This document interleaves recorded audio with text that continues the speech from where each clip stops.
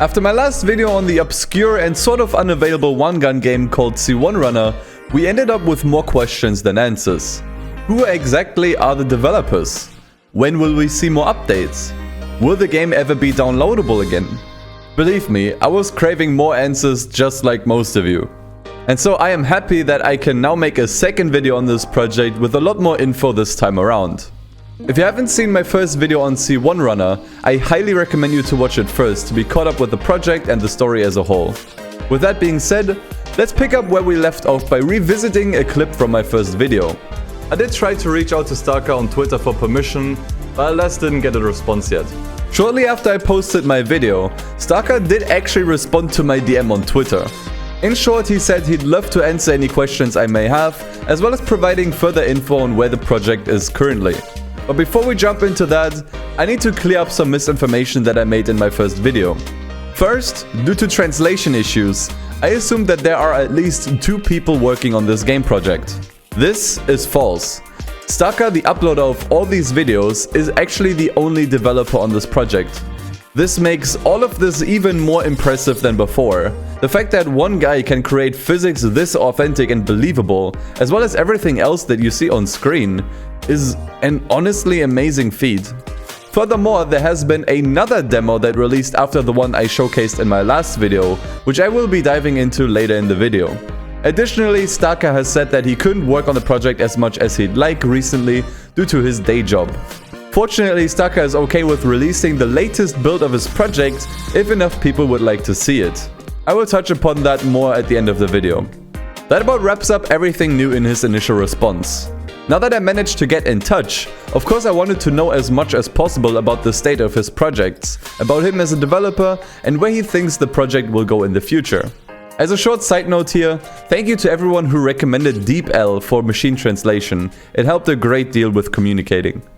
Now let's dive right into his second, much lengthier response. My first question was about the exact thought process that went on during the creation of this project.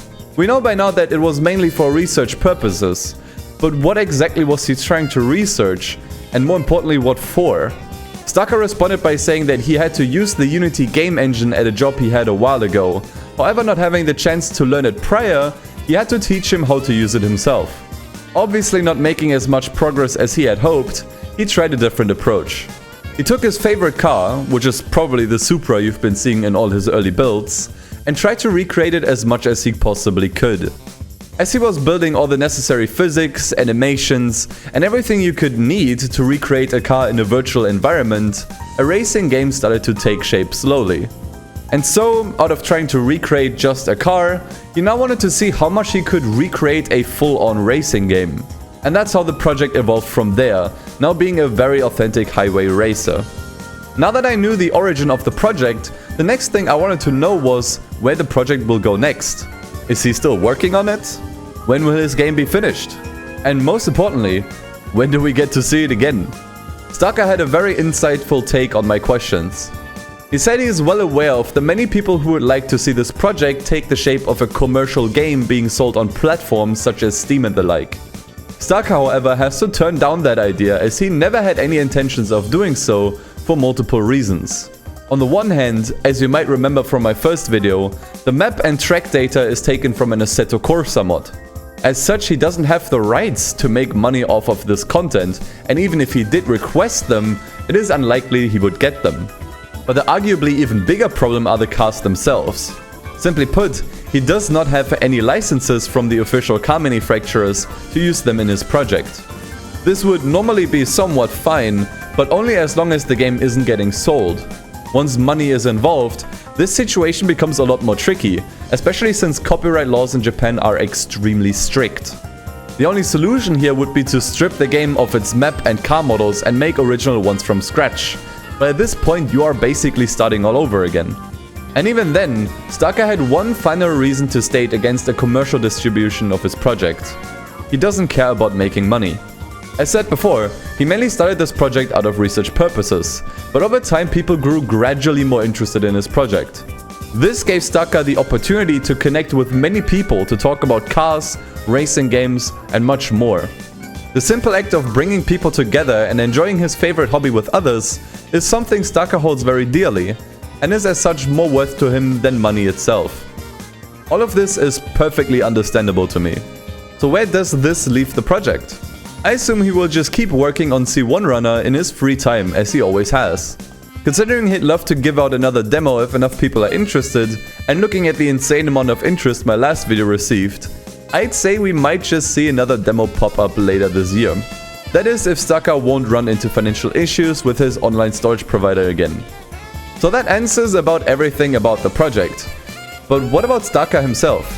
Who is he, and how did he become interested in cars and game development? Staka describes himself as an ordinary salesman who works for a small to medium-sized company. He didn't graduate from a major university and isn't employed in a major tech company. Despite having many years of experience as a system engineer, he never really worked on anything game development related, at least prior to the creation of C1 Runner. As mentioned before, his Unity knowledge is entirely self-taught, with his only help being the internet or books. Essentially, Staka is just an ordinary guy like all of us, but one who managed to bring people together with his expertise of cars and racing games. And that, at least in my eyes, makes him more special than he'd probably like to admit. I'd like to thank Staka for being as open as he has been about his life and his project. I'm really excited to see what else he can come up with any of his projects, and wish him nothing but the best for the future. But we're not quite done yet. I found an old Reddit post on the Wangan Midnight subreddit, which linked a video to C1 Runner. In the comment section, someone has linked a re-upload to a more recent version of the game, featuring a new car and some much needed improvements. I will link the Reddit post in the description below, so if you'd like to try it out yourself, just scroll down to the comments. This new demo is definitely a noticeable upgrade over the previous build I have showcased. Front and center of those improvements are the changes to the handling physics. The car feels a lot more responsive and maneuverable now at high speeds. But this is especially noticeable on lower speeds though.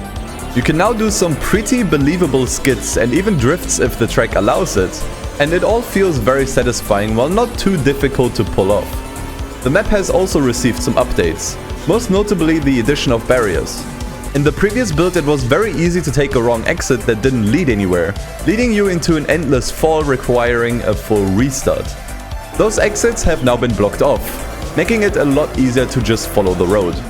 Unfortunately, that means the secret exit leading to the bridge and the actual Wangan have been blocked off as well. I hope he considers opening it up again in a future build. And of course, we get to drive a blue Fairlady Z this time around, likely a homage to the Devil Z from the Wangan Midnight anime. In the game files themselves, you can find a short instruction manual, however most of it is in Japanese. Thanks to DeepL I could translate it, and the most relevant section is how to configure certain aspects of the game. The config file I showed prior now has new additions. You can still enter your name and transmission type, but now also fine-tune the steering sensitivity, as well as turning specular reflections on or off. Oh, and you can also choose between either using a keyboard or a controller. In the case of a controller, it supports both Xbox and PlayStation controllers. I will leave a fully translated version of the manual in the description below. But that covers about all about this build of the game. Overall, I am very happy with the improvements being made here and can't wait for future updates. Well, there you have it. Now you know pretty much everything there is to know about this project and got a demo to check out for yourself. If Staka continues to release updates on this project, count me in to make more update videos in the future. So if you don't want to miss those, make sure to subscribe to the channel. But for now, I shall say thank you for watching. As always, a special thank you to my patrons for supporting my endeavors here on YouTube. If you'd like to join the credits, you can find a link to my page in the description below. Thank you for watching and supporting my videos as always, and I will see you in the next video. Take care, guys.